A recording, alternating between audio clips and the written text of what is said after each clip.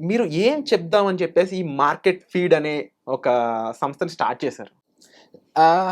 బేసిక్‌గా ఇది స్టార్ట్ చేసినప్పుడు ఒక మోటివ్, ఒక ఎజెండా ఏం లేదు. హ్మ్. సో, ప్రైమరీగా నాకేముండిందంటే ఇప్పుడు నా లైఫ్‌లో నేను చూసుకుంటే నాకు నేర్పించిన వాళ్ళు ఎవరు లేరు. అంటే హ్మ్. యాస్ ఎ పర్సన్‌గా ఒక గురువుగా మీరు చాలా మంది క్వెషన్స్ అడుగుతుండొచ్చు. మీరు ఏ బుక్ నేర్చుకున్నారు? హ్మ్. మీ ఇన్‌స్పిరేషన్ ఎవరు? మీకు ఎవరిని చూసి మీరు అలా అవుదాం అనుకున్నారు? ఇలాంటివి ఉంటాయి. నాకు అలాంటివి ఏం లేవు. నేను చాలా ఫ్లోలో ఎళ్ళిపోతాననమాట. గో విత్ ద ఫ్లో టైప్‌లో. సో, హ్మ్. నాకిప్పుడు ఏం చేయాలనిపిస్తే నేను అది చేసేస్తాను.